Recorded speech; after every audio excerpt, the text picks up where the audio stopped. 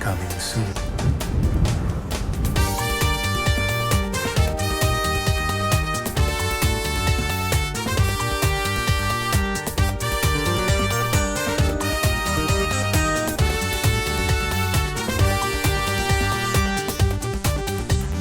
കാണുന്നില്ലേ, അറിയുന്നില്ലേ കാലത്തിനടയാളങ്ങൾ, കേൾക്കുന്നില്ലേ, ഓർക്കുന്നില്ലേ കർത്താവിൻ പ്രവചനങ്ങൾ. വരികയായി രാജാധിരാജൻ, ഒരുങ്ങുവിൻ പ്രിയജനമേ, കൊയ്ത്തിനു കാലമായി, വിളവുകൾ പാകമായി, ആത്മാവിൻ അഭിഷേകത്താൽ ആത്മാക്കളെ കൊയ്തിടാം. പ്രാർത്ഥനയാലേ പരിത്യാഗത്താലേ സുവിശേഷ വേല ചെയ്യാം, ആത്മാക്കളെ നേടിടാം. പ്രേമ പ്രേമ കർത്താവ് സംസാരിക്കുന്നു, പ്രേമ പ്രേമ കർത്താവ് സംസാരിക്കുന്നു. ജനമേ, ദൈവജനമേ, ഹൃദയം തുറന്നു കേൾക്കുവിൻ. കർത്താവിന്റെ ആഗമന ദിനത്തെ പ്രതീക്ഷിക്കുകയും ത്വരിതപ്പെടുത്തുകയും ചെയ്യുവിൻ.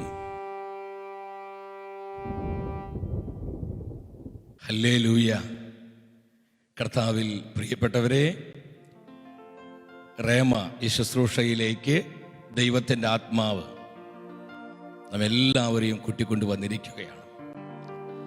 ലോകത്തിൻ്റെ പല ഭാഗങ്ങളിലിരുന്ന് ടെലിവിഷനിലൂടെയും ഓൺലൈനിലൂടെയും ഈ ശുശ്രൂഷയിൽ പങ്കെടുക്കുന്ന എൻ്റെ എല്ലാ സഹോദരി സഹോദരങ്ങൾക്കും നമ്മുടെ കർത്താവായ യേശു ക്രിസ്തുവിൻ്റെ കൃപയും സമാധാനവും ആശംസിക്കുകയാണ്. അതിശയകരമായ ദൈവശക്തിയുടെ പ്രവാഹം നൽകി ഇന്നത്തെ ശുശ്രൂഷകളെ കർത്താവ് അനുഗ്രഹിക്കുകയാണ്. വളരെ പ്രാർത്ഥനയോടെ കർത്താവിൻ്റെ വചനത്തിൻ്റെ മുൻപിൽ നമുക്കെല്ലാവർക്കും ആയിരിക്കാം. 21-ാം സങ്കീർത്തനം 6-ാമത്തെ തിരുവചനം. സങ്കീർത്തകൻ പറയുകയാണ്, അവിടുന്ന് അവനെ എന്നേക്കും അനുഗ്രഹപൂർണനാക്കി, അങ്ങയുടെ സാന്നിധ്യത്തിൻ്റെ സന്തോഷം കൊണ്ട് അവനെ ആനന്ദിപ്പിച്ചു. എത്ര മനോഹരമായൊരു വചനമാണ്. ദൈവമായ കർത്താവ് എന്നേക്കും അവനെ അനുഗ്രഹപൂർണനാക്കി. നമ്മെക്കുറിച്ചുള്ള ദൈവത്തിൻ്റെ തിരുഹിതം ഇതാണ്. നമ്മളെല്ലാവരും അനുഗ്രഹിക്കപ്പെടണം, ദൈവകൃപ കൊണ്ട് നിറയപ്പെടണം. മാത്രമല്ല, തൻ്റെ സാന്നിധ്യത്തിൻ്റെ സന്തോഷം കൊണ്ട് അവനെ ആനന്ദിപ്പിച്ചു. എൻ്റെ പ്രിയപ്പെട്ടവരെ, പ്രതിസന്ധിയുടെ ഈ നാളുകളിൽ നമുക്കിന്ന് ആവശ്യമായിരിക്കുന്നത് കർത്താവിൻ്റെ സാന്നിധ്യമാണ്. Presence of God. നമുക്ക് വേണ്ട നന്മകൾ, നമുക്ക് വേണ്ട അനുഗ്രഹങ്ങൾ, നമുക്ക് വേണ്ട സകല കൃപകളും കർത്താവിൻ്റെ സാന്നിധ്യത്തിലുണ്ട്. ദൈവ സാന്നിധ്യത്തിന് വേണ്ടിയുള്ളൊരു വിശപ്പ് ഈ സമയം നമുക്കുണ്ടാകണം. നമ്മുടെ കുടുംബങ്ങളിലേക്ക് കർത്താവിൻ്റെ മഹത്വം ഇറങ്ങി വരുന്ന സമയമാണ്. നമ്മൾ അനുഭവിക്കുന്ന പ്രതിസന്ധികളിലേക്ക് ദൈവശക്തി വെളിപ്പെടുന്ന സമയം. നമ്മുടെ കുഞ്ഞുങ്ങളും ജീവിത പങ്കാളിയും മാതാപിതാക്കളും സഹോദരി സഹോദരങ്ങളും നമ്മുടെ സമൂഹത്തിലുള്ളവരെല്ലാം ദൈവാത്മാവിനാൽ പൂരിതമാകുന്ന മണിക്കൂറുകളാണ്. നമുക്ക് ആഗ്രഹിക്കാം, കർത്താവേ, അങ്ങയുടെ സാന്നിധ്യം ഞങ്ങൾക്ക് പകർന്നു നൽകണമേ. അങ്ങയുടെ സാന്നിധ്യത്തിന്റെ ശക്തിയാൽ ഞങ്ങളുടെ ജീവിതങ്ങൾ കൂടുതൽ കൃപയുള്ളതായി തീരട്ടെ. വീണ്ടും ദിനവൃത്താന്തത്തിന് 1-ാം പുസ്തകം 16-ാം അധ്യായം 11-ാം വചനം എന്താ നമ്മെ പഠിപ്പിക്കുന്നത്? നിരന്തരം അവിടുത്തെ സാന്നിധ്യം തേടുവിൻ. നിരന്തരം കർത്താവിന്റെ സാന്നിധ്യത്തിനായി ആഗ്രഹിക്കുവിൻ. എൻ്റെ സഹോദരങ്ങളെ, ഈ ഒരു സ്പിരിറ്റ് നമുക്കുണ്ടാകണം. പ്രതിസന്ധികളും പ്രതികൂലങ്ങളും ദുഃഖ ദുരിതങ്ങളും കഷ്ടപ്പാടുകളൊക്കെ നമുക്ക് ധാരാളമായിട്ടുണ്ട്. എന്നാൽ ഇതിൻ്റെ നടുവിലും കർത്താവിൻ്റെ സാന്നിധ്യത്തിന് വേണ്ടിയുള്ള അടങ്ങാത്ത യഥാർത്ഥ ഒരു ആഗ്രഹം നമുക്കുണ്ടെങ്കിൽ ബാക്കി എല്ലാം ദൈവം നോക്കിക്കൊള്ളും. ഒരു സംശയം നമുക്കിതിൽ വേണ്ട. കർത്താവിന്റെ സാന്നിധ്യത്തിന് വേണ്ടിയുള്ളൊരു വിശപ്പ് മോശ പ്രവാചകന്റെ ജീവിതത്തിലേക്ക് നമുക്ക് നോക്കാം. എന്തുമാത്രം ദൈവത്തിന്റെ മഹത്വം കണ്ടവനായിരുന്നു മോശ പ്രവാചകൻ. തന്റെ ജനത്തിനു വേണ്ടി ദൈവം ഇറങ്ങി വന്ന് തന്റെ ഭുജബലം വെളിപ്പെടുത്തി ചെങ്കടൽ രണ്ടായി വിഭജിച്ച് ആ കടലിന്റെ അടിഭാഗം വരണ്ട ഭൂമിയാക്കി മാറ്റി തന്റെ ജനത്തിനു വേണ്ടി അത്ഭുതം പ്രവർത്തിച്ചു. ഇത് മോശ കണ്ടതാണ്. ലക്ഷക്കണക്കിന് ജനത്തിന് ആവശ്യമായ ആഹാരം ചുട്ടുപൊള്ളുന്ന മരുഭൂമിയിലെ കാടപ്പക്ഷികളെ നൽകി, മന്ന പൊഴിച്ച് കരിമ്പാറ കൂട്ടങ്ങളിൽ നിന്ന് ദാഹജലം നൽകി തന്റെ ജനത്തെ വിശ്വസ്തയോടെ പരിപാലിച്ച ദൈവത്തിന്റെ അത്ഭുത പ്രവൃത്തികള് ആവോളം മോശ പ്രവാചകൻ കണ്ടു. എന്നാൽ ഒരു കാര്യം നമ്മൾ മനസ്സിലാക്കണം, ദൈവത്തിന്റെ ഈ പ്രവൃത്തികളൊന്നും മോശയെ തൃപ്തനാക്കിയില്ല. നമ്മൾ വേദപുസ്തകം പരിശോധിക്കുമ്പോൾ കാണാൻ പറ്റും, മോശ പ്രവാചകൻ ഒരിക്കൽ മാത്രമാണ് തന്റെ ആവശ്യത്തിന് വേണ്ടി ദൈവത്തോട് നിലവിളിക്കുന്നത്. ഇത്രമാത്രം അത്ഭുതങ്ങള്, ദൈവത്തിന്റെ കരുതലുകള്, ദൈവിക ഇടപെടലുകളെല്ലാം കണ്ട മോശ പ്രവാചകൻ എന്താ പറഞ്ഞത്? O Lord, show me your glory. കർത്താവേ, എനിക്ക് അങ്ങയുടെ മഹത്വം കാണണം. ഞാൻ നിന്റെ പ്രവൃത്തി കണ്ടവനാ, നിന്റെ പരിപാലന, നിന്റെ കരുതലൊക്കെ അനുഭവിച്ചവനാ. പോരെ കർത്താവേ, എനിക്ക് അങ്ങയുടെ സാന്നിധ്യം വേണം. അങ്ങയുടെ മഹത്വം കൊണ്ട് എന്നെ മൂടണം. കർത്താവേ, അങ്ങയുടെ ഗ്ലോറി എനിക്ക് ദർശിക്കണം. എത്ര മനോഹരമായൊരു പ്രാർത്ഥനയാണ്. കുടുംബങ്ങളിലിരുന്ന്, നമ്മുടെ സമൂഹത്തിലിരുന്ന്, നമ്മൾ എവിടെയായിരുന്നാലും എൻ്റെ സഹോദര സഹോദരി, ഈ ഒരു ബോധ്യത്തോട് നമ്മൾ പ്രാർത്ഥിക്കുക. ദൈവത്തിന്റെ സാന്നിധ്യം നമ്മുടെ ജീവിതങ്ങളിലേക്ക്, നമ്മുടെ കുടുംബങ്ങളിലേക്ക്, നമ്മുടെ കൂട്ടായ്മകളിലേക്ക്, നമ്മൾ അനുഭവിക്കുന്ന പ്രതിസന്ധികളിലേക്ക്, തകർച്ചകളിലേക്ക് ഇറങ്ങി വരുന്ന സമയമാണ്. ഉൽപ്പത്തിയുടെ പുസ്തകം 3-ാം അധ്യായം 8-ാം വചനത്തിൽ കാണുന്നുണ്ട്, എല്ലാ ദിവസവും ആദത്തോടും ഹവയോടും കൂടെ ഉലാത്തുവാൻ ദൈവം തോട്ടത്തിലേക്ക്, ഏദനിലേക്ക് ഇറങ്ങി വരും. കർത്താവ് തോട്ടത്തിൽ ഉലാത്തുന്നൊരു ശബ്ദം അവർ കേൾക്കുകയാണ്. ആദത്തിന്റെയും ഹവയുടെയും കരം പിടിച്ച് ദൈവമായ കർത്താവ് തോട്ടത്തിൽ ഉലാത്തുകയാണ്. എന്റെ പ്രിയപ്പെട്ടവരെ, ഇതുപോലെ ദൈവ സാന്നിധ്യം അധിവസിക്കുന്ന കർത്താവിന്റെ തോട്ടങ്ങളായി നമ്മുടെ കുടുംബങ്ങൾ മാറണം. നമ്മുടെ കുടുംബങ്ങൾക്ക് രൂപാന്തരീകരണം ഉണ്ടാകണം. നമ്മുടെ കുടുംബങ്ങളിലുള്ള ദൈവ സാന്നിധ്യം നമ്മൾ തിരിച്ചറിയണം. ഈ സമയം നമ്മൾ അതാ ചെയ്യേണ്ടത്. കർത്താവേ, അങ്ങയുടെ സാന്നിധ്യം വേണം, അങ്ങയുടെ സാന്നിധ്യം വേണം. ആഗ്രഹിച്ച് പ്രാർത്ഥിച്ചു കൊണ്ടിരിക്കുക. കർത്താവിന്റെ മനോഹരമായ തോട്ടങ്ങളാണ് നമ്മുടെ സമർപ്പിത സമൂഹങ്ങൾ. ദൈവ സാന്നിധ്യം അനുഭവിച്ചുകൊണ്ട് ബഹുമാനപ്പെട്ട സമർപ്പിതരെ, ഹൃദയം തുറന്ന് പ്രാർത്ഥിക്കണ ഈ സമയം. സഭയെ സഭയാക്കി മാറ്റുന്നത് സഭയിലുള്ള ദൈവത്തിന്റെ സാന്നിധ്യമാണ്. ദൈവ സാന്നിധ്യം സഭയിൽ നഷ്ടപ്പെട്ടു കഴിഞ്ഞാൽ സഭ ഒരു പ്രധാനമായിട്ട് മാറും. അപ്പൊ സഭയെ മനോഹരിയാക്കുന്നത്, സഭയെ പ്രശോഭിതയാക്കുന്നത് സഭയിലുള്ള ജീവിക്കുന്ന കർത്താവിന്റെ സാന്നിധ്യമാണ്. ഈ ബോധ്യത്തോടെ നമ്മൾ അല്പസമയം പ്രാർത്ഥിക്കുകയാണ്. അതിനുവേണ്ടി ആഗ്രഹിക്കുക. നിങ്ങൾ അതിനുവേണ്ടി ഉണർവുള്ളവരാകുക. പ്രഭാഷകന്റെ പുസ്തകം 51-ാം അധ്യായത്തിലെ 22-ാം വചനത്തിൽ ദൈവത്തിന് തിരുവെഴുത്ത് പറയുകയാണ്, കർത്താവ് എനിക്കൊരു നാവ് നൽകി, അതുപയോഗിച്ച് ഞാൻ അവിടുത്തെ പ്രകീർത്തിക്കും. എത്ര മനോഹരമായൊരു വചന. കർത്താവ് എനിക്കൊരു നാവ് നൽകി. എന്തിനാ കർത്താവ് ഈ നാവ് തരുന്നത്? ചീത്ത വിളിക്കാനും, ശാപവാക്കുകൾ പറയാനും, തെറിവാക്ക് പറയാനും, മറ്റുള്ളവരെ കുറ്റപ്പെടുത്താനും മുറിപ്പെടുത്താനല്ല പ്രിയപ്പെട്ടവരെ. ഈ നാവ് കൊണ്ട് കർത്താവിനെ മഹത്വപ്പെടുത്താൻ, കർത്താവിനെ ആരാധിക്കാൻ, കർത്താവിന്റെ നാമത്തെ ഉയർത്തുവാൻ, ഈ ഒരു ബോധ്യത്തോടെ നമ്മൾ ആയിരിക്കുന്നിടത്തെല്ലാം മറന്ന് നമ്മൾ ഒരുമിച്ച് ഒരു മനസ്സോടെ കർത്താവിന്റെ തിരു സാന്നിധ്യം അനുഭവിച്ച് പ്രാർത്ഥിക്കുകയാണ്. ഇപ്രകാരം എല്ലാവരും പ്രാർത്ഥിച്ച്, കർത്താവേ സാന്നിധ്യം നൽകണമേ, കർത്താവേ സാന്നിധ്യം നൽകണമേ, കർത്താവേ സാന്നിധ്യം നൽകണമേ, കർത്താവേ സാന്നിധ്യം നൽകണമേ, തിരു സാന്നിധ്യത്താൽ തിരുസാന്നിധ്യത്താൽ ഞങ്ങളെ അനുഗ്രഹിക്കണമേ, ഞങ്ങളെ അനുഗ്രഹിക്കണമേ, ഞങ്ങളെ സുഖപ്പെടുത്തണമേ, ഞങ്ങളെ സുഖപ്പെടുത്തണമേ, ഞങ്ങളുടെ ആവശ്യങ്ങളിൽ ഞങ്ങളുടെ ആവശ്യങ്ങളിൽ അത്ഭുതങ്ങൾ ചെയ്യണമേ, അത്ഭുതങ്ങൾ ചെയ്യണമേ, കർത്താവേ കർത്താവേ സാന്നിധ്യം നൽകണമേ. സാന്നിധ്യം നൽകണമേ. ഹല്ലേലൂയ, ഹല്ലേലൂയ, ഹല്ലേലൂയ, ഹല്ലേലൂയ, ഹല്ലേലൂയ. ഹല്ലേലൂയ. നമ്മൾ ഒരുമിച്ച് ദൈവ സാന്നിധ്യം അനുഭവിച്ച് പാടി പാടി പ്രാർത്ഥിക്കുകയാണ്. കർത്താവിന്റെ സാന്നിധ്യത്തിന് വേണ്ടിയുള്ള ആഗ്രഹത്തോടെ നമ്മൾ പാടി പ്രാർത്ഥിക്കുന്നു. Thank you Jesus, we worship Jesus. Hallelujah. കർത്താവേ, അങ്ങയുടെ ജനത്തെ സന്ദർശിക്കണമേ. തകർന്നിരിക്കുന്നവരെ, വേദനിച്ചിരിക്കുന്നവരെ, രോഗപീഠയിലായിരിക്കുന്നവരെ, സാമ്പത്തികമായി ബുദ്ധിമുട്ടുന്നവരെ, ജോലി നഷ്ടപ്പെട്ടവരെ, കൃപയിൽ വളരാൻ ആഗ്രഹിക്കുന്നവരിലെല്ലാം കർത്താവേ അങ്ങയുടെ സാന്നിധ്യം പകരണമേ. Lord, release your presence. ഹല്ലേലൂയ. ആമേൻ, ആമേൻ. ഈ തോട്ടത്തിൽ പരിശുദ്ധനുണ്ട് നിശ്ചയമായും, തൻ കാലൊച്ച ഞാൻ കേൾക്കുന്നുണ്ട് കാതുകളിലാ. പരിശുദ്ധനുണ്ട് നിശ്ചയമായും, തൻ കാലൊച്ച ഞാൻ കേൾക്കുന്നുണ്ട് കാതുകളിലാ. തൻ സൗരഭ്യം പരക്കുന്നുണ്ട് അന്തരീക്ഷത്തിൽ, തിരു സൗന്ദര്യം ഞാൻ ദർശിക്കുന്നു കണ്ണുകളാലേ.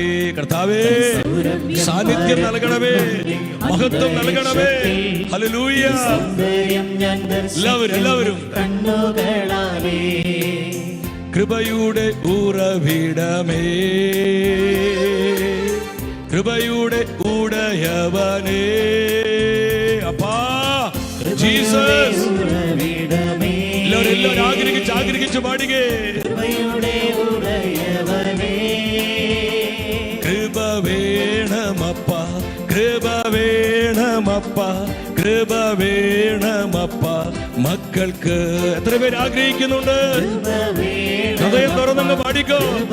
ദൈവകൃപ ഒഴുകപ്പെടുന്ന സമയം. ഈശോ, ഈശോ. ഒരിക്കൽ കൂടെ നമ്മൾ ഒരുമിച്ച് പാടുന്നു. കൃപ വേണമപ്പ, കൃപ വേണമപ്പ, കൃപ വേണമപ്പ മക്കൾക്ക്. ഹല്ലേലൂയ, ജയം ഹല്ലേലൂയ. യേശു കർത്താവ് ജീവിക്കുന്നു. ജീവനുള്ള ദൈവമേ, ഞങ്ങൾക്ക് വേണ്ടി അത്ഭുതങ്ങൾ ചെയ്യുന്നവരെ, യേശു കർത്താവ് ജീവിക്കുന്നു.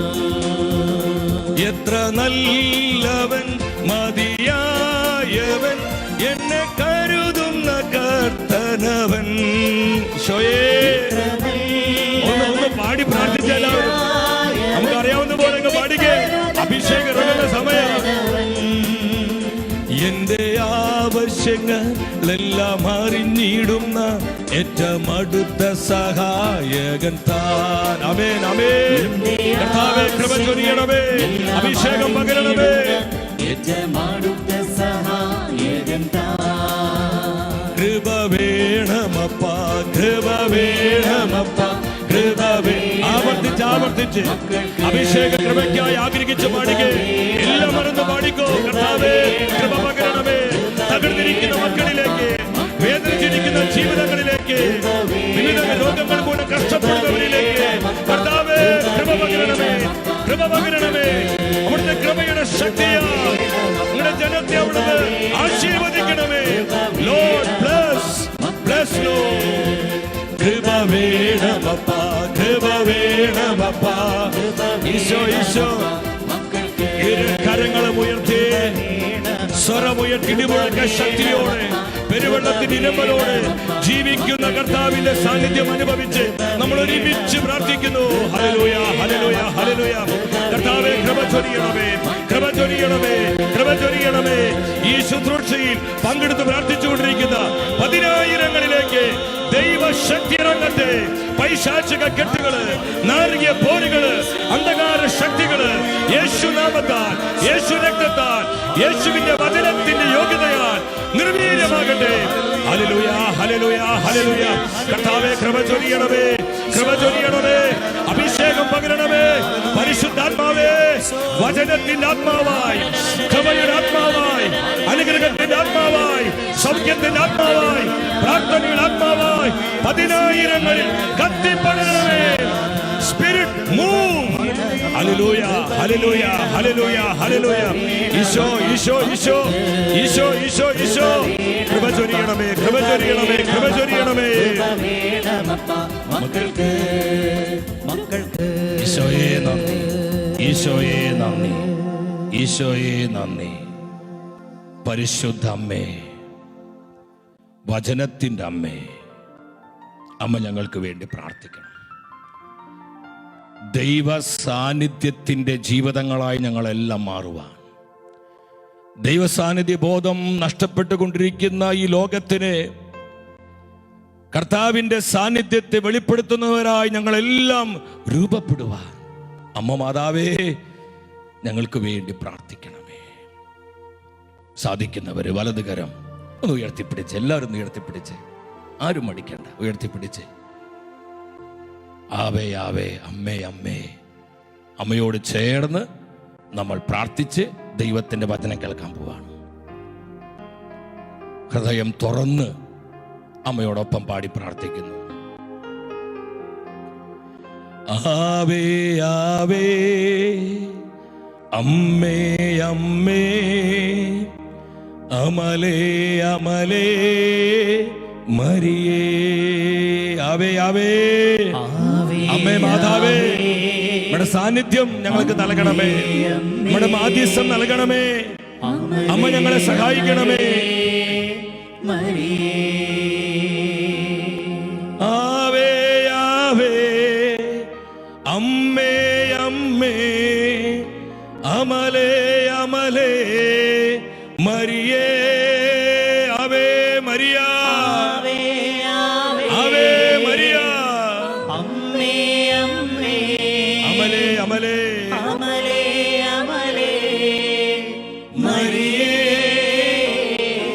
ഈശോ മിശിഹായുടെ എല്ലാ വാഗ്ദാനങ്ങളും ഞങ്ങൾ സ്വീകരിക്കുവാൻ സർവ്വേശ്വരന്റെ പരിശുദ്ധ ദൈവമാതാവേ, ഞങ്ങൾക്ക് വേണ്ടി അപേക്ഷിക്കണമേ. ആമേൻ. നമുക്കെല്ലാവർക്കും കർത്താവിൻ്റെ വചനത്തിനായിട്ട് ആഗ്രഹിക്കാം. ദൈവത്തിൻ്റെ പരിശുദ്ധാത്മാവ് നമുക്ക് ആവശ്യമായ ആലോചനകൾ വചനത്തിൽ നിന്ന് നൽകുവാൻ പരിശുദ്ധാത്മാവിനോട് പ്രാർത്ഥിച്ച് പ്രാർത്ഥിച്ച് നമ്മൾ ദൈവസന്നിധിയിലായിരിക്കുക. നമ്മൾ ഇന്ന് ചിന്തിക്കുവാനായി പോകുന്ന വിഷയം, ആശ്രയിക്കാതെ ആസൂത്രണത്തിലേക്ക് പോകരുത്. ദൈവത്തെ ആശ്രയിക്കാതെ നമ്മുടേതായ ആസൂത്രണങ്ങളിലേക്ക് പോകരുത്. ഈ കാലഘട്ടത്തോട് ബന്ധപ്പെടുത്തി കർത്താവ് നമുക്ക് തരുന്ന ഈ സന്ദേശത്തിന് വലിയ പ്രാധാന്യമുണ്ട്. കോവിഡ് മൂലം നമ്മൾ അനേകർ നട്ടം തിരിയുകയാണ്. പല വിധത്തിലുള്ള പ്രതിസന്ധികൾ, തകർച്ചകൾ, ദുരിതങ്ങൾ, കഷ്ടപ്പാടുകൾ, പ്രശ്നങ്ങളെല്ലാം ആവോളം നമുക്ക് എല്ലാവർക്കും തന്നെയുണ്ട്. ഈ സമയത്താണ് നമ്മൾ ഏറ്റവും അധികം കർത്താവിനെ ആശ്രയിച്ചുകൊണ്ട് അവിടുത്തെ ആലോചന തേടി മുന്നോട്ട് പോകേണ്ടത്. കാരണം നമുക്ക് തെറ്റുപറ്റുവാൻ കൂടുതൽ സാധ്യതയുള്ള സമയമാണിത്. 125 സങ്കീർത്തനം 1-ാം വചനം നമ്മൾ അനേക പ്രാവശ്യം വായിച്ചിട്ടുള്ള വചനമാണ്. എന്താ ദൈവത്തിന്റെ തിരുവെഴുത്ത് പറയുന്നത്? കർത്താവിൽ ആശ്രയിക്കുന്നവർ അചഞ്ചലമായി നിലകൊള്ളുന്ന സീയോൻ പർവ്വതം പോലെയാണ്. ദൈവാശ്രയത്വമുള്ള ഒരു ദൈവ പൈതൽ എപ്രകാരമുള്ളവളായിരിക്കുമെന്ന് തിരുവെഴുത്ത് പഠിപ്പിക്കുക.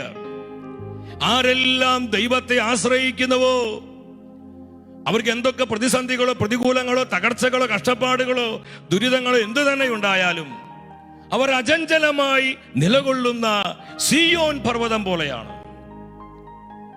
പ്രിയപ്പെട്ടവരെ, ഈ കാലഘട്ടത്തിന് ഒരു പ്രതിസന്ധി എന്ന് പറയുന്നത് ദൈവാശ്രയ ബോധം നഷ്ടപ്പെടുന്നതാണ്. ദൈവം നമ്മളെ അധികമായി അനുഗ്രഹിച്ചു.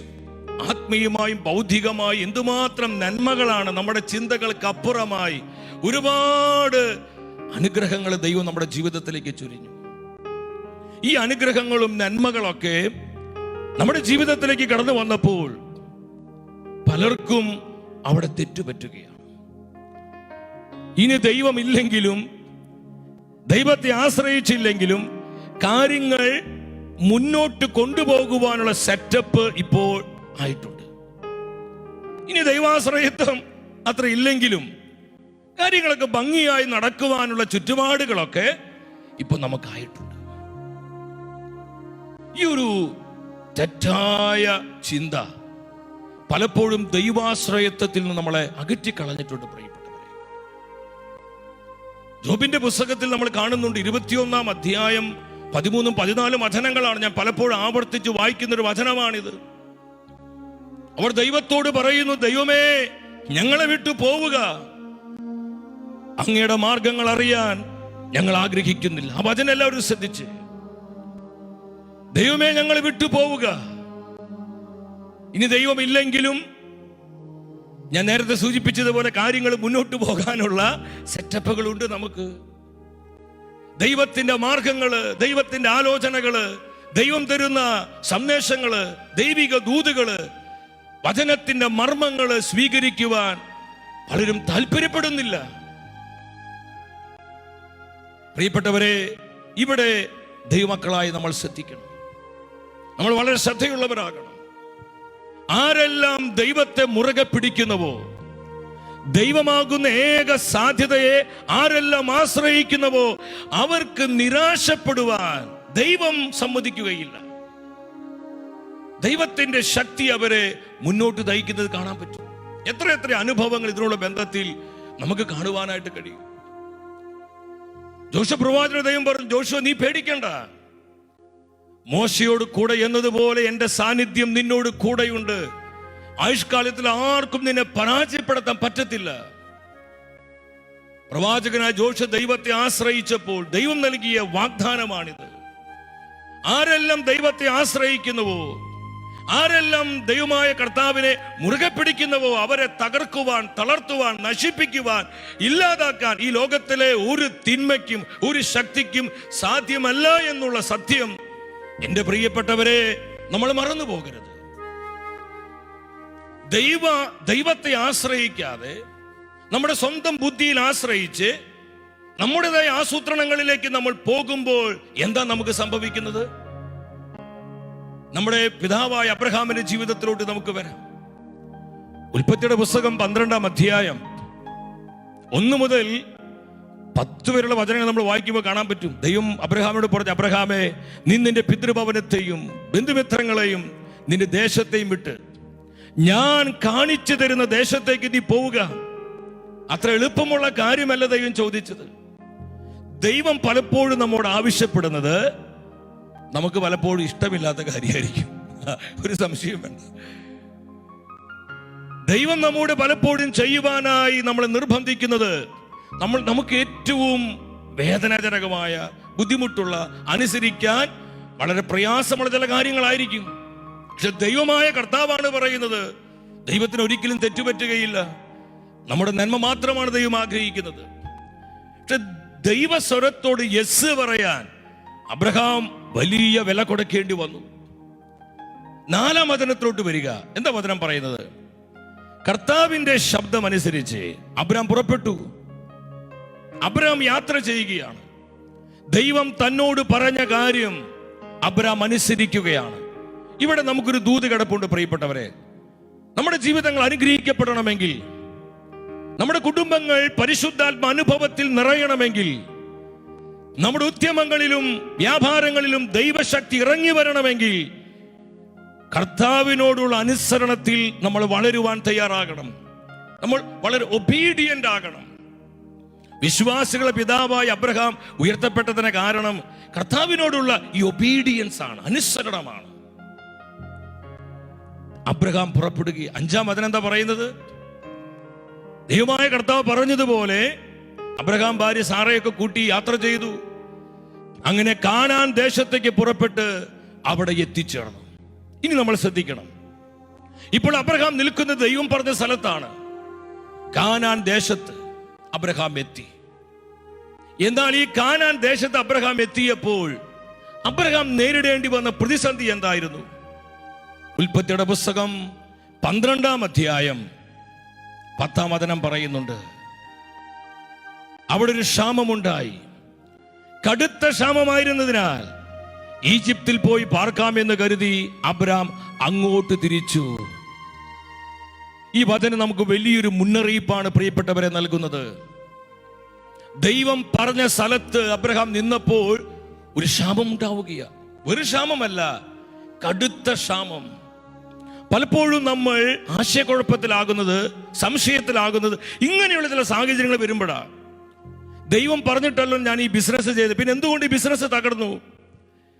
ദൈവത്തോട് ആലോചന ചോദിച്ചിട്ട് ഞാൻ ഈ കുടുംബ ജീവിതത്തിലേക്ക് പ്രവേശിച്ച്, എന്നിട്ടും മദ്യപാനിയായ ഒരു ഭർത്താവിനെ എനിക്ക് കിട്ടി, അനുസരണമില്ലാത്തൊരു ഭാര്യ എനിക്ക് കിട്ടി, ദൈവഭയമില്ലാത്ത മക്കള് എനിക്കുണ്ടായി. ദൈവമേ, എന്താണ് ഇങ്ങനെ സംഭവിച്ചത്? ദൈവത്തോട് പ്രാർത്ഥിച്ചിട്ട് ഞാൻ ജോലിയിൽ പ്രവേശിച്ചു, പക്ഷെ ജോലിയിൽ ചെല്ലുമ്പോൾ ആകെ പ്രശ്നങ്ങളാണ്. കുടുംബത്തിൽ പ്രശ്നം, സമൂഹത്തിൽ പ്രശ്നം, ചെല്ലുന്നിടത്ത് മുഴുവൻ പ്രശ്നങ്ങളും പ്രതിബന്ധങ്ങളാണ്. നമ്മുടെ ഉള്ളിൽ ന്യായമായും ഒരു സംശയം വരും, ദൈവം പറഞ്ഞിട്ടല്ലേ ഇത് ചെയ്തത്, പിന്നെ എന്തുകൊണ്ട് ഈ തകർച്ച? ദൈവത്തോട് ആലോചന ചോദിച്ചിട്ടല്ലേ ഞാൻ ഈ പ്രവൃത്തിയിൽ വ്യാപൃതനായത്, പിന്നെ എന്തുകൊണ്ടാണ് ഈ പരാജയം? ശ്രദ്ധിക്കുക പ്രിയപ്പെട്ടവർ, ഇവിടെ ദൈവത്തിന്റെ ആലോചന നമുക്ക് പരിശുദ്ധാത്മ തരികയാണ്.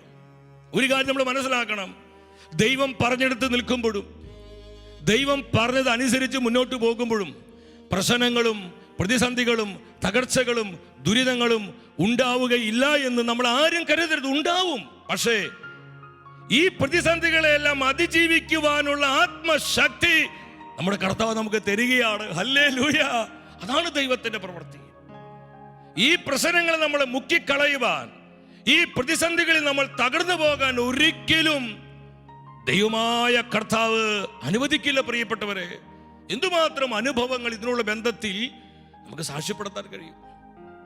എൻ്റെ ഈ 32 വർഷത്തെ ശുശ്രൂഷ ജീവിതത്തിൽ ഇതുപോലുള്ള ഒരുപാട് അനുഭവങ്ങൾ എനിക്ക് നിങ്ങളോട് പങ്കുവെക്കാൻ പറ്റും.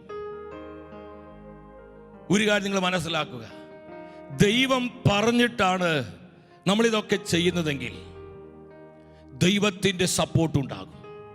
ദൈവം നമ്മളെ സഹായിക്കും, ദൈവം നമ്മളെ പരിപാലിക്കും, ദൈവം നമ്മളെ സംരക്ഷിക്കും. നമുക്ക് ആർക്കും അത് സംശയം വേണ്ട കേട്ടോ.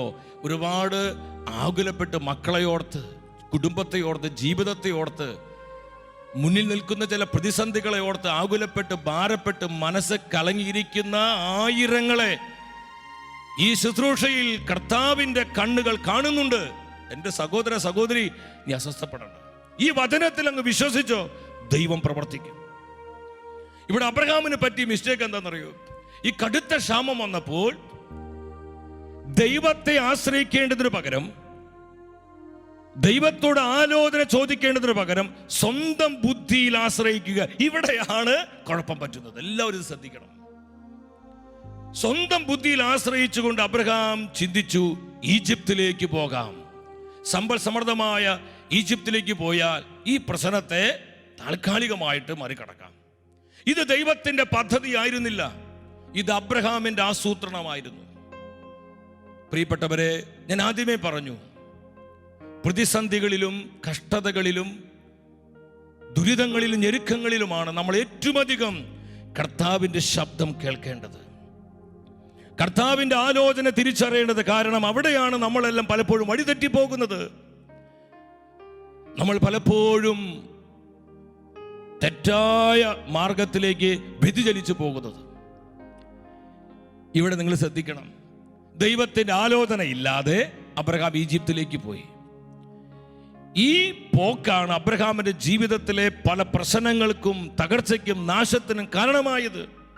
ഉൽപ്പത്തിയുടെ പുസ്തകം 2:16 പറയുന്നുണ്ട്, ഈജിപ്തിൽ ഉൽപ്പത്തിയുടെ പുസ്തകം 12-ാം അധ്യായം അവിടെ 16-ാം വചനത്തിൽ പറയുന്നുണ്ട്, അനേകം വസ്തുവകകളും സമ്പത്തൊക്കെ ഗിഫ്റ്റായിട്ട് ഈജിപ്തിലെ രാജാവായ ഫറവോ അബ്രഹാമിന് കൊടുത്തു.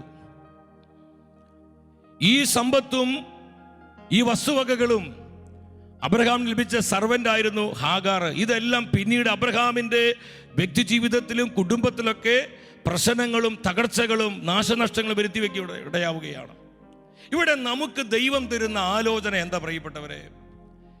ദൈവത്തെ ആശ്രയിക്കാതെ സ്വന്തം ബുദ്ധിയിൽ ആശ്രയിച്ച് നമ്മൾ എടുക്കുന്ന നമ്മുടെ ആസൂത്രണങ്ങളിലൂടെ, അത് ബിസിനസ്സിലാകാം, ജോലിയിലാകാം, കുടുംബജീവിതത്തിലാകാം, ദൈവരാജ്യത്തിൻ്റെ ശുശ്രൂഷകളിലാകാം, പഠനത്തിലാകാം, മറ്റേത് മേഖലയിലാകാം, നമ്മൾ നേടുന്നത്, നമ്മൾ സമ്പാദിക്കുന്നത് മുഴുവൻ ഇന്നല്ലെങ്കിൽ നാളെ നമുക്ക് കെണികളായി, നാശമായി, തകർച്ചയായി മാറുമെന്നുള്ള സത്യം അബ്രഹാമിൻ്റെ ജീവിതത്തിലൂടെ പരിശുദ്ധാത്മാവ് വ്യക്തമായി നമ്മളെ പഠിപ്പിക്കുകയാണ്. ദൈവത്തെ ആശ്രയിക്കാതെ തൻ്റെതായ ആസൂത്രണത്തിലൂടെ നേടിയ ഈ സമ്പത്ത്, ഇതൊക്കെ പിന്നീട് എന്താ ഉണ്ടായത്? അബ്രഹാമിന് നാശമായി. ഉൽപ്പത്തിയുടെ പുസ്തകം 13-ാം അധ്യായം 6-7 വചനങ്ങളിലോട്ട് നമ്മൾ വരണം. അവിടെ എന്താ ദൈവത്തിൻ്റെ ആത്മാവ് നമ്മളെ പഠിപ്പിക്കുന്നത്? അവർക്കൊന്നിച്ച് താമസിക്കാൻ ആ ദേശം മതിയായില്ല. കാരണം അവർക്ക് വളരെയേറെ സമ്പത്തുണ്ടായിരുന്നു. ഒന്നിച്ചു പാർക്കുക വയ്യാതായി. പിന്നീട് അവിടെ കാണുന്നത് കലഹമാണ്, വിഭാഗീയ ചിന്തയാണ്, അടിപിടിയാണ്, വഴക്കാണ്, ബഹളമാണ്. എന്താ ഇതിൻ്റെ കാരണം? ദൈവത്തെ ആശ്രയിക്കാതെ, ദൈവത്തോട് ആലോചന ചോദിക്കാതെ, സ്വന്തം ബുദ്ധിയിൽ ആശ്രയിച്ച് തീരുമാനങ്ങളെടുത്ത് മുന്നോട്ട് പോയപ്പോൾ സംഭവിച്ച തകർച്ചകളാണ്. എൻ്റെ സഹോദരി സഹോദരങ്ങളെ, ഇന്ന് അനേകരുടെ ബിസിനസ്സിൽ തകർച്ച വന്നിട്ടുണ്ട്. അതിനൊരു കാരണം എന്താണെന്നറിയോ? അവർക്ക് ബിസിനസ് ചെയ്യാൻ അറിയാഞ്ഞിട്ടല്ല, നന്നായിട്ട് ബിസിനസ് ചെയ്യാൻ അറിയാം, പക്ഷെ പരാജയപ്പെട്ടു. അതിൻ്റെ ഒരു കാരണം എന്താണെന്നറിയോ? ഈ ആസൂത്രണമാണ്. ദൈവത്തോട് വേണ്ട വിധം ആലോചന ചോദിക്കാതെ കൂട്ടുകാർ പറഞ്ഞു, നാട്ടുകാർ പറഞ്ഞു, അവരിവരും പറഞ്ഞു, ചില അനുഭവങ്ങൾ പറഞ്ഞു, അതിനെ വെളിച്ചത് ബിസിനസ് തുടങ്ങി. ആദ്യമൊക്കെ നല്ല മെച്ചമായിരുന്നു, പിന്നീട് താഴോട്ട് പോന്നു. കോടികളുടെ നഷ്ടമായി, വലിയ കടബാധ്യതയിൽ എത്ര പേരാ ഇങ്ങനെ ഈ വക തകർച്ചകളിൽപ്പെട്ട് അവരുടെ അനുഭവങ്ങൾ പങ്കുവയ്ക്കും. ഓരോ ദിവസവും അനേകർ വിളിക്കുന്നുണ്ട്, സഹോദര പ്രാർത്ഥിക്കണം, പ്രാർത്ഥിക്കണം, ഞങ്ങൾക്ക് രക്ഷ കിട്ടാൻ, ഈ തകർച്ച മാറാൻ, ഞങ്ങൾക്ക് അഭിവൃദ്ധി ഉണ്ടാകാൻ പ്രാർത്ഥിക്കണം. ജോലിയിലും കുടുംബജീവിതത്തിൽ ശുശ്രൂഷയിലൊക്കെ. ഈ അടുത്ത കാലത്ത് ഒരു ശുശ്രൂഷയോട് പങ്കുവെച്ചാണ്. അദ്ദേഹത്തിന് പല സുഹൃത്തുക്കളും നല്ല ബന്ധം സ്നേഹമൊക്കെ ഉള്ളവരാണ്. ദൈവത്തിൽ ആശ്രയിക്കാതെ, ദൈവത്തോട് ആലോചന ചോദിക്കാതെ ഇവരെയെല്ലാം ടീമിലേക്ക്, ധ്യാന ടീമിലേക്ക് എടുത്തു. നാളുകൾ കുറച്ച് കഴിഞ്ഞപ്പോൾ അതൊക്കെ നല്ല ചിരിയും കളിയും പ്രാർത്ഥനയും സന്തോഷവും പങ്കുവയ്ക്കലൊക്കെ ഉണ്ടായിരുന്നു. കുറച്ച് കഴിഞ്ഞപ്പോൾ ഇവരെല്ലാം തലവേദനകളായിട്ട് മാറാൻ തുടങ്ങി. എൻ്റെ പ്രിയപ്പെട്ടവരെ, സംഭവിച്ചത് എന്താണെന്ന് അറിയോ? ഞാനൊരു വെച്ചുകെട്ടി കഥ പറയുന്നതല്ല. എത്ര പേരെ ഈ വിധം പലപ്പോഴും തകർന്നു പോയിരിക്കുന്നത്. ഓരോരുത്തരും ഓരോന്ന് കൊണ്ടുപോയി. ഈ ശുശ്രൂഷകന് ദൈവം കൊടുത്തൊരു വാഹനം, ആ വാഹനം ഒരുത്തിന് അടിച്ചുകൊണ്ടുപോയി, ഓർഗൻ വേറൊരുത്തിന് അടിച്ചുകൊണ്ടുപോയി. അങ്ങനെ ശുശ്രൂഷ നഷ്ടപ്പെട്ട് പല വിധത്തിലും തകർന്ന് നിരാശപ്പെട്ട് അദ്ദേഹം കാണാൻ വന്നതാണ്. ഈ അനുഭവങ്ങൾ കേട്ട് കഴിഞ്ഞപ്പോൾ അറിയാതെ എൻ്റെ കണ്ണ് നിറഞ്ഞു പോയി. അദ്ദേഹം എന്നോട് പറഞ്ഞൊരു കാര്യമുണ്ട്, എൻ്റെ സഹോദര, ഇത് ഞാൻ തന്നെ വരുത്തി വെച്ചതാ. കാരണം ഞാൻ ശരിയായ വിധത്തിൽ എന്നെ വിളിച്ചവനായ എൻ്റെ കർത്താവിനോട് ആലോചന ചോദിച്ചില്ല, ഞാൻ ദൈവത്തെ ആശ്രയിച്ചില്ല. പക്ഷെ അദ്ദേഹത്തിന്റെ തെറ്റ് മനസ്സിലായി. ഞാൻ പറഞ്ഞു, പേടിക്കണ്ട, നഷ്ടപ്പെട്ടതെല്ലാം വീണ്ടും കൂട്ടിച്ചേർത്ത് തരുവാൻ നമ്മുടെ കർത്താവ് മതിയായവനാണ്. ഹല്ലേലൂയ. നമുക്ക് ആർക്കും അതിൽ സംശയം വേണ്ട പ്രിയപ്പെട്ടവരെ. എപ്പോഴും ഒരു ദൈവാശ്രയ ബോധം, ചെറിയ കാര്യത്തിലാണെങ്കിലും കർത്താവിനെ ആശ്രയിച്ച് നമ്മൾ പഠിക്കണം. എൻ്റെ ജീവിതത്തിൽ കർത്താവ് പഠിപ്പിച്ചൊരു സംഭവം ഞങ്ങളോട് പറയാം. ഷെഖേനയുടെ ടെലിവിഷൻ, ആ മീഡിയ സ്ഥിതി ചെയ്ത സ്ഥലം, ആ സ്ഥലം വാങ്ങുന്ന സമയത്ത് വളരെ പ്രാർത്ഥനാപൂർവമാണ് സ്ഥലമൊക്കെ വാങ്ങിയത്. സ്ഥലം വാങ്ങിക്കഴിഞ്ഞപ്പോൾ പലരും പറഞ്ഞു, എന്ത് മണ്ടത്തരായി ചെയ്തത്, ആ സ്ഥലത്ത് വിരിച്ച പാറയാണ്, തുള്ളി വെള്ളം കിട്ടത്തില്ല, ഇനി എങ്ങനെ ഇവിടെ കാര്യങ്ങൾ നടത്തും, വെള്ളം എവിടുന്ന് കൊണ്ടുവരും, ഇതുപോലത്തെ പൊട്ടത്തരം ആരെങ്കിലും ചെയ്യോ?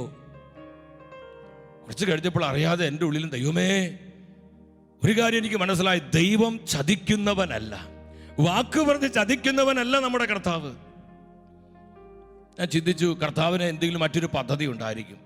ഒരു ദിവസം ഒരു സന്ധ്യാസമയത്ത് ഞങ്ങൾ 3-4 പേര് ദൈവം തന്ന മണ്ണിൽ നിന്ന് പ്രാർത്ഥിച്ചു, കർത്താവേ, ഇത് നിന്റെ ദാനമാണ്, നിന്റെ രാജ്യത്തിന് വേണ്ടി നീ ഞങ്ങളെ ഏൽപ്പിച്ച സ്ഥലമാണ്, ഞങ്ങൾ എന്താ ചെയ്യേണ്ടത് ദൈവമേ? വിരിച്ച പാറയാണെന്നാണ് അനേകർ തുള്ളി വെള്ളം കിട്ടത്തില്ലെന്ന് പറയുന്നത്. കർത്താവിനെ അങ്ങ് ആശ്രയിച്ച് ഹൃദയം പൊട്ടി ദൈവത്തോട് ആലോചന ചോദിച്ച് പ്രാർത്ഥിക്കാൻ തുടങ്ങി. ദൈവത്തെ ആശ്രയിക്കുന്നവർ നിരാശപ്പെടുവാൻ കർത്താവ് സമ്മതിക്കില്ല. പ്രിയപ്പെട്ടവരെ, എത്ര അനുഭവങ്ങളാണ് നമുക്ക് പറയാം, അല്ലേ? അല്ല സഹോദര, പിന്നെ എന്തിനു വിഷമിച്ചിരിക്കണേ? സഹോദരി, നീ എന്തിനു ദുഃഖിച്ചിരിക്കുന്നത്? കർത്താവിന്റെ മാറ്റമില്ലാത്ത വാഗ്ദാനങ്ങളിൽ ഹൃദയമുറപ്പിക്ക്, അത്ഭുതങ്ങൾ കാണാം. ഇങ്ങനെ പറഞ്ഞ് പ്രാർത്ഥിക്കുന്ന സമയത്ത് പെട്ടെന്ന് കർത്താവ് എൻ്റെ ആത്മാവിൻ്റെ കണ്ണിനെ തുറക്കുകയാണ്. ഞാനിങ്ങനെ കാണുകയാണ് ഒരു ഫയർ, ഒരു ചെറിയൊരു തീപ്പൊരി. ആ തീപ്പൊരി ഇങ്ങനെ പോയി ആ സ്ഥലത്തിൻ്റെ ഒരു പ്രത്യേക ഭാഗത്ത് ആ തീപ്പൊരി പോയി വീണു. പെട്ടെന്ന് എൻ്റെ ഉള്ളിൽ ഞാൻ ശബ്ദം കേൾക്കുകയാണ്, എൻ്റെ മകനെ, ഈ സ്ഥലത്ത് ഈ ഭാഗത്ത് നീ കിണർ കുഴിക്കുക, ഞാൻ സമൃദ്ധമായ വെള്ളം തരാം. ഞങ്ങൾ വേഗം ആ സ്ഥലം മാറി പോകാതിരിക്കാൻ ഓടിച്ചെന്നൊരു കമ്പൊക്കെ വെട്ടി അവിടെ കുത്തി നിർത്തി. 2 ആഴ്ചകൾക്ക് ശേഷം കിണർ കുത്താൻ ഒരു സഹോദരനോട് വരികയാണ്. പ്രിയപ്പെട്ടവരെ, അദ്ദേഹം എന്നോട് പറഞ്ഞൊരു കാര്യമുണ്ട്. ഞാൻ ഒരുപാട് കിണറുകൾ കുഴിച്ചിട്ടുണ്ട്, പക്ഷെ ഇതുപോലൊരു കിണർ കുഴിച്ചിട്ടില്ല. കാരണം എന്താണെന്നറിയോ? ഒരു 3-3.5 അടി ആകുമ്പോഴേക്കും അതിന് ചുറ്റുപാടും ഉറവകളാണ്. അത് 2-3 ഉറവെന്ന് പറഞ്ഞാൽ അരയുടെ മോട്ടർ വെച്ച് തള്ളുന്ന പോലെ അത്രയും ഫോഴ്സിലെ വെള്ളം വരുന്നത്. നാട്ടുകാർക്കെല്ലാം അത്ഭുതമായി. പ്രിയപ്പെട്ടവരെ, അങ്ങനെ ഒരു വിധം 5-ന്റെ 2 ഇഞ്ചിനൊക്കെ വെച്ച് വെള്ളം അടിച്ച് വറ്റിച്ച് ഇങ്ങനെ ഒരു വിധത്തിൽ 9 കോല് ആ കിണർ താഴ്ത്തി സമൃദ്ധമായി വെള്ളം നൽകി. ഇന്ന് ഈ നാട്ടുകാർ പലരും അന്ന് വെള്ളം കൂടി കോരുന്നുണ്ട്. പലരും പറയുന്നത് അത്ഭുത കിണറെന്നാണ്. അങ്ങനെ ദൈവം പ്രവർത്തിച്ചു. അല്പം കഴിഞ്ഞപ്പോൾ കെട്ടിടത്തെ നിർമ്മാണ പ്രവർത്തനങ്ങളൊക്കെ വരുമ്പോൾ ഒരുപാട് വെള്ളത്തിന് ആവശ്യമുണ്ട്, വേറെ മറ്റു പല കാര്യങ്ങളുണ്ട്. അപ്പോൾ കിണറിൽ വെള്ളം കുടിക്കാനും മറ്റു കാര്യങ്ങൾക്ക് ഉപയോഗിക്കാം. കെട്ടിട നിർമ്മാണത്തിനൊക്കെ ആയിട്ട് നമുക്ക് ഒരു കുഴൽക്കിണർ കുത്താന്ന് വെച്ചു. ഇങ്ങനെ കുഴൽക്കിണർ അടിക്കാൻ തീരുമാനിച്ചു. ഉടനെ പറഞ്ഞു, നമ്മൾ പേടിക്കേണ്ട കാര്യം, ഇത്രയ്ക്ക് സമൃദ്ധമായിട്ട് വെള്ളം ദൈവം തന്നു. ഈ കിണറിൻ്റെ കുറച്ചും കൂടി അങ്ങ് മാറിയിട്ട് ഈ ഭാഗത്ത് അങ്ങ് കുഴൽക്കിണർ അങ്ങ് അടിച്ചു. ഇതാണ് കുഴൽക്കിണർ പറ്റിയ സ്ഥലം. ദൈവത്തെ ആശ്രയിക്കുകയോ കർത്താവിനോട് ആലോചന ചോദിക്കുകയോ ചെയ്തില്ല. സ്വന്തം ബുദ്ധിയിൽ ആശ്രയിച്ചുകൊണ്ട് ഞാൻ പറഞ്ഞു, കൃത്യം നീരൊഴുക്ക് ഇവിടെ കൃത്യമായിട്ടുണ്ട്, ഈ കൃത്യമായിട്ട് അത് വെള്ളം കിട്ടും, ഇവിടെ തന്നെ അടിച്ചോളാൻ പറഞ്ഞു. എൻ്റെ പ്രിയപ്പെട്ടവരെ, കുഴൽക്കിണറടിക്കുന്നവർ വന്നു. എന്താ സംഭവിച്ചെന്ന് പറഞ്ഞു, 400 ചില്ലാനം അടി അടിച്ചിട്ടും ഈ പാറപ്പൊടി ഇങ്ങനെ തുള്ളി വരാന്നല്ലാതെ ഒരു തുള്ളി വെള്ളം കിട്ടിയില്ല. അവർ പറഞ്ഞു, ഇവിടെ നീ താഴ്ത്തിയിട്ട് കാര്യമില്ല, വിരിച്ച പാറയാണ്. എനിക്ക് വലിയ സങ്കടമായി. അന്ന് രാത്രി കർത്താവിൻ്റെ മുമ്പിൽ മുട്ടുമടക്കിയപ്പോൾ അവിടുന്ന് സംസാരിച്ചു. നീ എന്തുകൊണ്ട് എന്നോട് ആലോചന ചോദിച്ചില്ല? ആദ്യ സമയത്ത് ടീമായി വന്ന് എന്തൊരു ഹൃദയനുറുക്കത്തോടെ പ്രാർത്ഥിച്ചത്, കർത്താവിനോട് ആലോചന ചോദിച്ചത്. പക്ഷേ ഈ കുഴൽക്കിണറിന്റെ കാര്യത്തിൽ ഇതാ സ്കീമിങ്ങിലോട്ട് പോവാണ്. ഇതാ നമ്മുടെ കുഴപ്പതാ. ദൈവം ചില അടയാളങ്ങൾ, അത്ഭുതങ്ങൾ ചെയ്ത് കഴിയുമ്പോൾ നമ്മൾ അതിനോട് എൻജോയ് ചെയ്യുന്നു, സന്തോഷിക്കുന്നു, നന്ദി പറയുന്നു. പക്ഷെ പിന്നീടുള്ള സമയത്ത് നമ്മൾ പിന്നെ നമ്മുടെ അനുഭവങ്ങൾ വെളിച്ചത്തിലെ കാര്യങ്ങൾ ചെയ്യുന്നത്. ഇതാണ് നമ്മുടെ തകർച്ചയും നാശത്തിൻ്റെയും കാരണം. പ്രിയപ്പെട്ടവരെ, കർത്താവ് പറഞ്ഞു, ഈ കുഴലല്ല അവിടെ അടിക്കേണ്ടത്, കുറച്ചുകൂടി വലിപ്പമുള്ള വാവട്ടുള്ള കുഴലടിക്കണം. ഇന്ന സ്ഥലത്ത് അടിക്കാൻ പറഞ്ഞു. കർത്താവിന് മഹത്വം ഉണ്ടാവട്ടെ, ആ സ്ഥലത്ത് അടിച്ചു. സമൃദ്ധമായ വെള്ളം തന്ന് കർത്താവ് അനുഗ്രഹിക്കുകയാണ്. ഞാൻ ഈ അനുഭവം എന്തിനാ പറഞ്ഞെന്ന് പറഞ്ഞു, ആശ്രയിക്കാതെ ആസൂത്രണത്തിലേക്ക് പോകരുത്. അത് നാശമായിരിക്കും, തകർച്ചയായിരിക്കും. സുഭാഷിത പുസ്തകം 3-ാം അധ്യായം 5-6 വചനങ്ങൾ നമ്മളിത് കാണുന്നുണ്ട്. കർത്താവിൽ പൂർണ്ണ ഹൃദയത്തോടെ നിവിശ്വാസമർപ്പിക്കുക, സ്വന്തം ബുദ്ധിയെ ആശ്രയിക്കരുത്. കർത്താവിൽ പൂർണ്ണമായി വിശ്വാസം അർപ്പിക്കുക. അവിടുന്ന് നിനക്ക് വേണ്ട വഴി തെളിച്ചു തരും.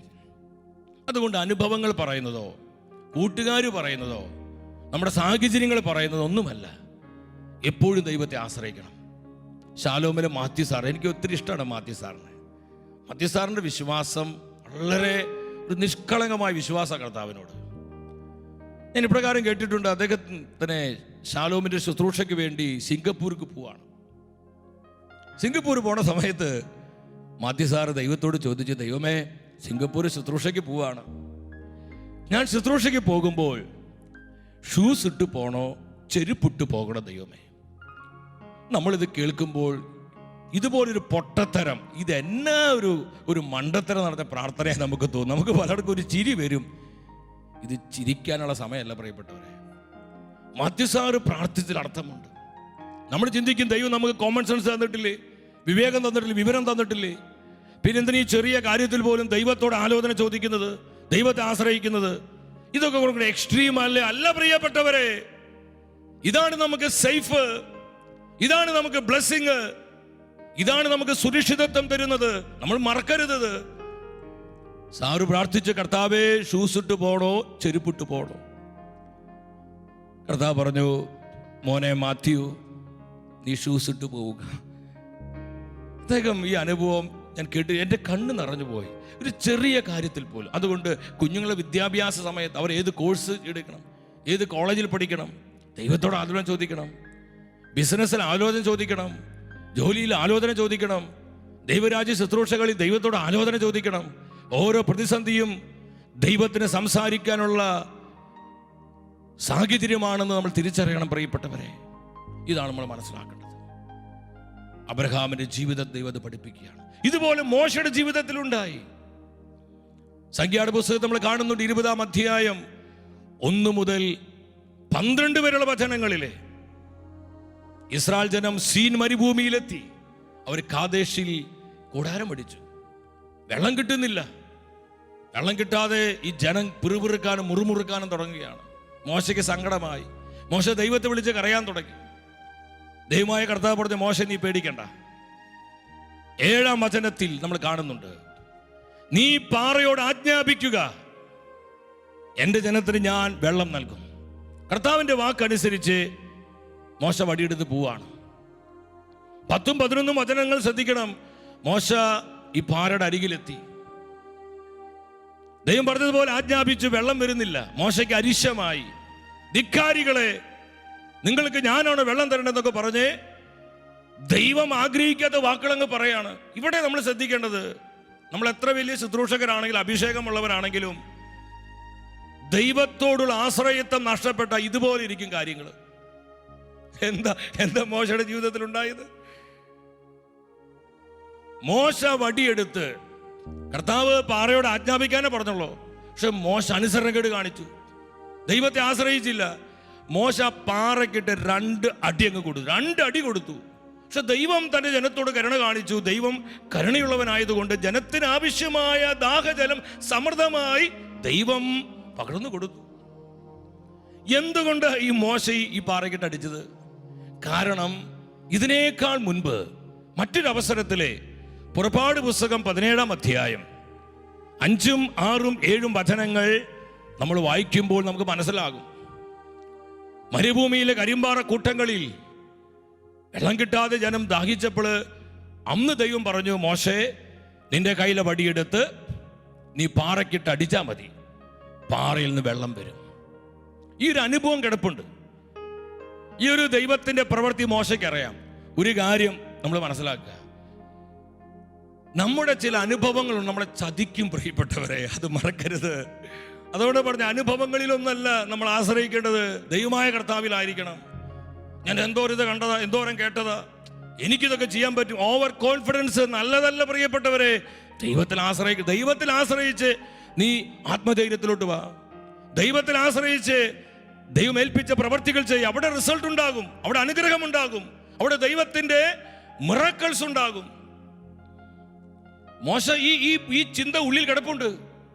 ആദ്യം വടി കൊണ്ട് അടിച്ചപ്പോൾ വെള്ളം വന്നത്, ഇത് തന്നെ ഇവിടെ അപ്ലൈ ചെയ്യുക. ആജ്ഞാപിച്ചപ്പോൾ വെള്ളം വരാത്ത സമയത്ത് മോശ എന്താ ചെയ്യേണ്ടത്? ദൈവമേ, ഞാൻ ഇനി എന്താ ചെയ്യട്ടെ?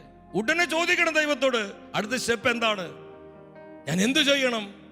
അപ്പൊ ദൈവം സംസാരിക്കും.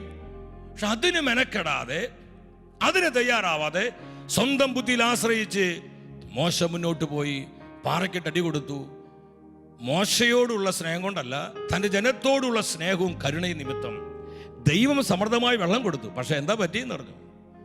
ദൈവം മോശയോട് പറഞ്ഞു 12-ാമത്തെ വചനത്തില്, നീ എന്നിൽ വിശ്വസിക്കാത്തത് കൊണ്ട്, അതിനർത്ഥം എന്താ? നീ എന്നിൽ പൂർണ്ണമായും ആശ്രയിക്കാത്തത് കൊണ്ട്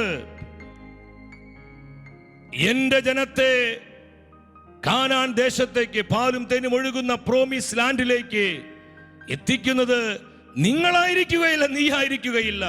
എന്തോരം വലിയൊരു നഷ്ടമാണ് മോശയ്ക്ക് സംഭവിച്ചത്. ഞാൻ പലപ്പോഴും ഈ വചനഭാഗം വായിച്ച് വേദനിക്കാറുണ്ട്. എൻ്റെ കർത്താവ്, ഇത് കുറച്ച് കൂടിപ്പോയില്ലേ? ഇല്ല പ്രിയപ്പെട്ടവരെ, അധികം നൽകിയവനോട് കർത്താവ് അധികം ആവശ്യപ്പെടും.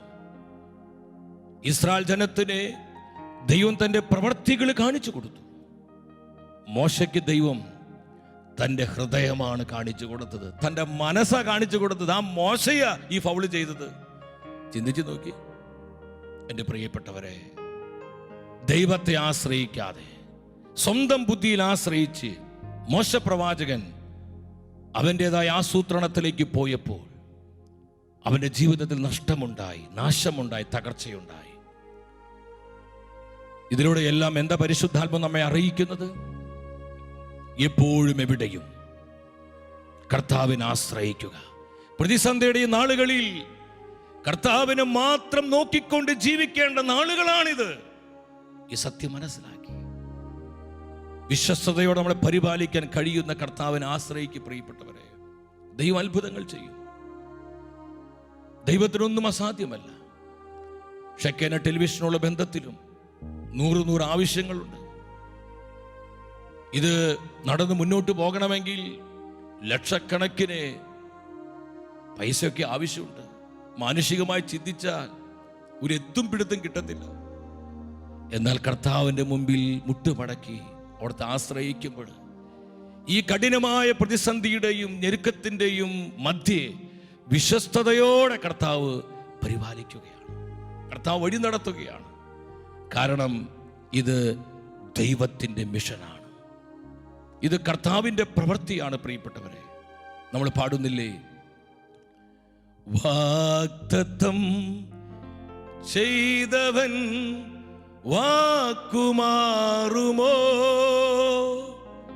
ഇല്ല, ഇല്ല, ഒരിക്കലുമില്ല, ഇല്ല, ഇല്ല, ഒരിക്കലുമില്ല, അവൻ വാക്കു മാറുകില്ല. നമ്മൾ ആരും നിരാശപ്പെടണ്ട, ആരും എടുത്തു പോകരുത്. ഞാൻ ഈ അനുഭവം പറഞ്ഞത് പലരും തകർന്ന് തളർന്ന് വിഷമിച്ചിരിക്കുന്നുണ്ട്.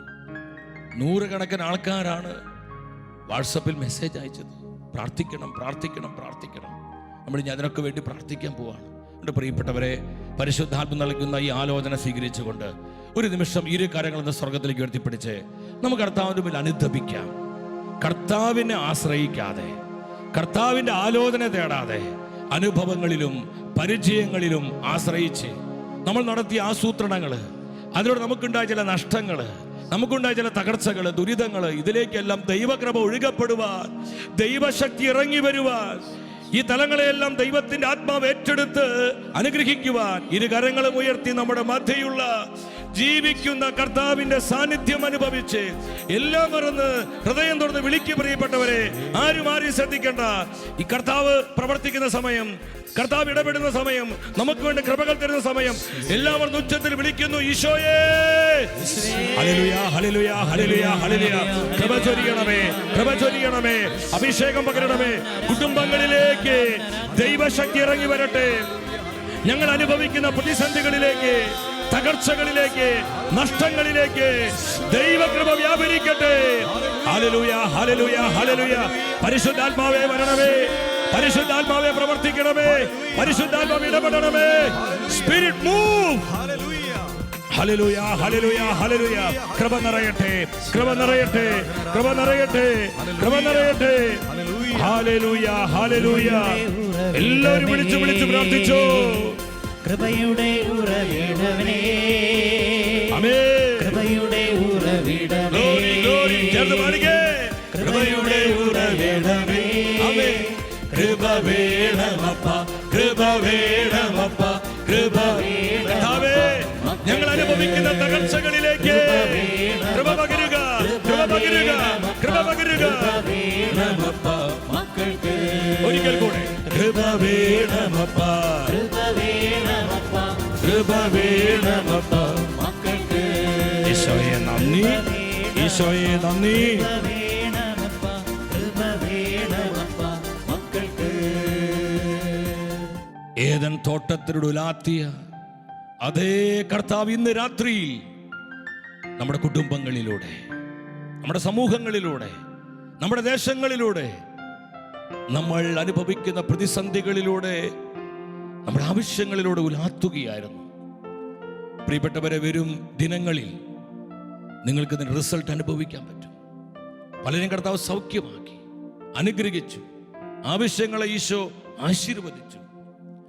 കർത്താവ് കാണിച്ച കരുണയോർത്ത്,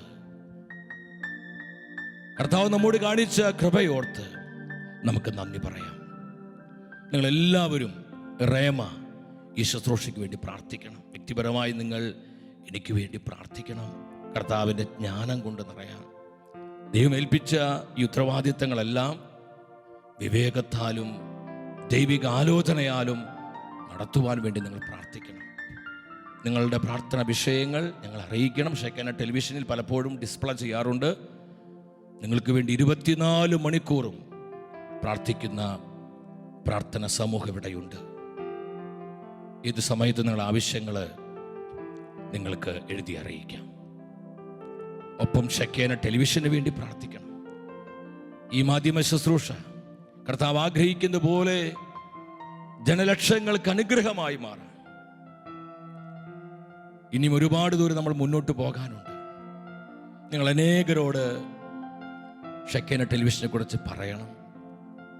ഇനി ഇത് കാണാൻ പറ്റാത്തവരെ അതിനു വേണ്ട വഴികൾ നിങ്ങൾ DTH പ്ലാറ്റ്ഫോമുകളിലൊക്കെ നിങ്ങൾ അറിയിക്കണം.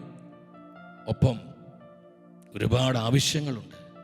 കഴിയുന്നത് പോലെ പ്രാർത്ഥിച്ചും സാമ്പത്തികമായി സഹായിച്ചും അതുപോലെ തന്നെ നിങ്ങൾക്ക് ചെയ്യാവുന്ന നന്മകൾ ഈ മാധ്യമ ശുശ്രൂഷയ്ക്ക് ചെയ്തുകൊണ്ട് നമുക്കിതിനെ വളർത്തിയെടുക്കാം. വ്യക്തിപരമായ നമ്മുടെ നിയോഗങ്ങളെയും നമ്മുടെ കുടുംബത്തിലെ സകല ആവശ്യങ്ങളെയും നമ്മെ ഓരോരുത്തരെയും നമ്മുടെ കർത്താവ് സമൃദ്ധമായി അനുഗ്രഹിക്കട്ടെ.